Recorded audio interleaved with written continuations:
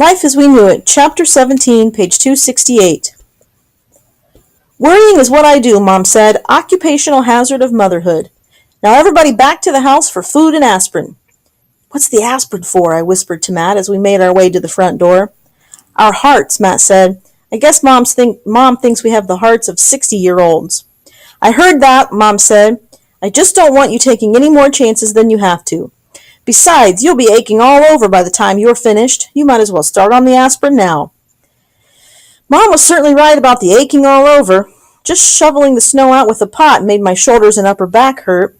And I loved the idea of lunch, which turned out to be soup and spinach. I guess Popeye did his share of snow shoveling. Once we'd eaten, Matt and Johnny went to work. First clearing out the sunroom door, then creating walkways from the house to the garage and from the front door to the road.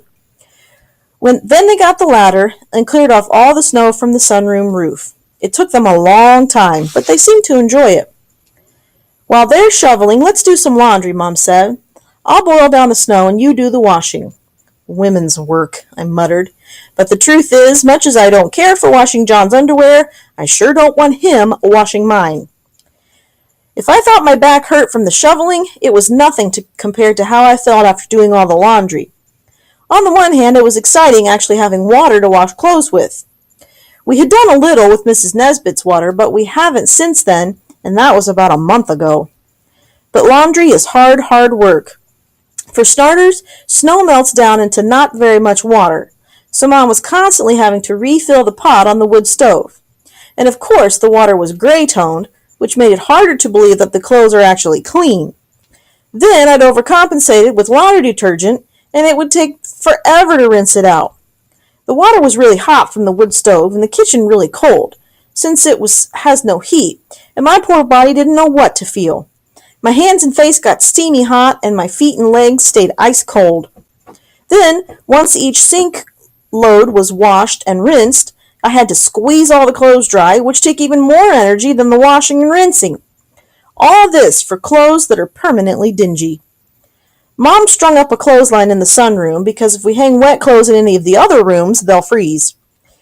So now the sunroom has the smell of wet laundry to go along with everything else. At least the clothesline is nowhere near the mattresses. I don't want clothes dripping on my face while I'm sleeping. Matt and Johnny did the roof clearing, and while they were at it, they cleared the snow off the skylights, so whatever light is out there, we now get. I'm too tired to be scared. I wonder how I'll feel in the morning. December 5th. Mom told us to get back to our schoolwork. Snow day, Johnny said. Mom didn't argue. I almost wish she had. December 7th. We've been cooped up in the sunroom for almost a week now. I thought it was bad before, but this is ridiculous. At least before, Matt and Johnny could go out and chop wood all day long. Now they're stuck inside too. Sometimes one of us invents an errand to take us away from the others. I'm still in charge of bedpans and chamber pots, so I have to walk about 50 feet from the house for that lovely job. John cleans out Horton's litter, so he has to go outside at least once a day. Besides, he and Matt use the outdoors as a bathroom, poor guys. Matt brings in snow for our water needs. Only Mom never leaves the house. But we'll all suddenly remember something we have to get from our bedrooms or the pantry, and no matter how cold the rest of the house is, it feels like heaven just to get by yourself for a few minutes. Tomorrow is Friday, so Matt went out with the cross-country skis to see if he can make it into town. Much to Mom's great relief, he came back and said he couldn't.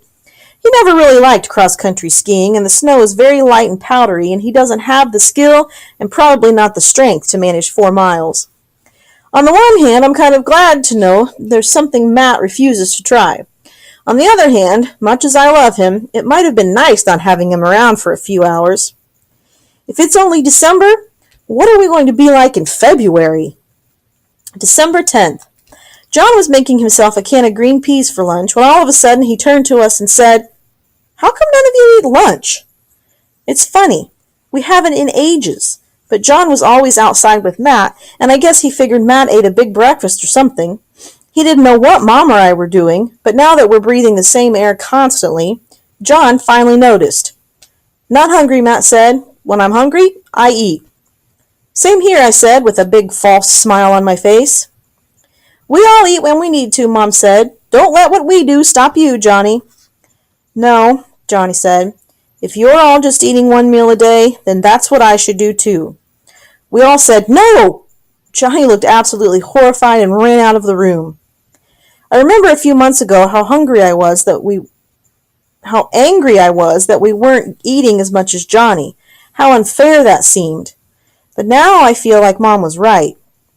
It is a possibility only one of us is going to make it. We have fuel and we have water, but who knows how long our food will last. Mom's so thin it's scary, and Matt certainly isn't as strong as he used to be, and I know I'm not. I'm not saying John is, but I can see how he might have the best chance of making it through the winter or spring or whatever. Probably if only one of us really is going to survive, Matt would be the best choice, since he's old enough to take care of himself. But Matt would never let that happen. I didn't want to live 2 weeks longer, or 3 or 4, if it means none of us survive. So I guess if it comes to it, I'll stop eating altogether to make sure John has food. Matt started to go upstairs to talk to John, but Mom said no, she'd do it. Her limp was pretty bad, and I worried about her getting up the stairs, but she insisted on going. This is awful, I said to Matt, just in case he hadn't noticed. It could be worse, he said. We may look back on this as the good time. And he's right. I still remember when Mom sprained her ankle the first time and we played poker and really enjoyed ourselves. If you'd told me 3 months before then that I'd have called that a good time, I would have laughed out loud. I eat every single day. 2 months from now, maybe even 1 month from now. I might eat only every other day. We're all alive. We're all healthy.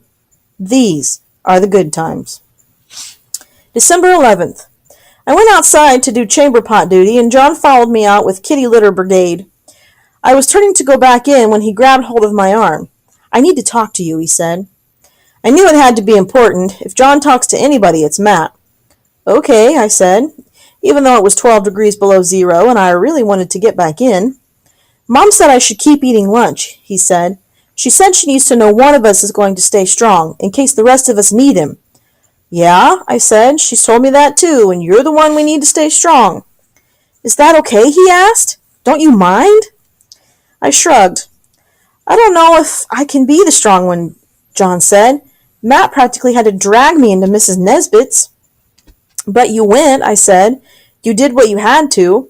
That's what we've all been doing. We do what we have to. You're a lot more mature than you used to be, John. I have so much respect for you, the way you handled your birthday. And I'll tell you something else. When we went for Matt, I fell and my oil lamp went out, and all I could think of was John will get me. John's stronger than I am, and it'll be okay. So, to some extent, it's already happening. But what if you die? He cried. What if you all die?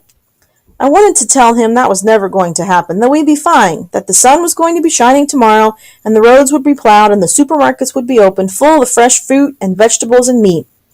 If we all die, you'll leave, I said, because you'll be strong enough to. And maybe someplace in America or Mexico or somewhere things are better, and you'll manage to get there. And then Mom's life and Matt's and mine won't have been a waste. Or maybe the moon's going to crash into the earth and we'll all die anyway.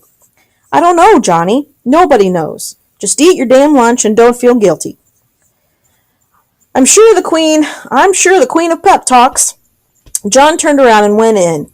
I stayed outside a while longer and kicked the snow for lack of a better target.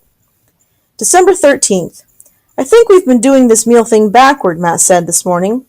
For one gleeful moment I thought he meant he and Mom and I should be eating 2 meals a day, and John only 1. But of course that wasn't it. None of us eats breakfast, he said. We're hungry all day. We eat supper and stay up a little while, and then we go to sleep. The only time we're not hungry is when we're sleeping. What good does that do us?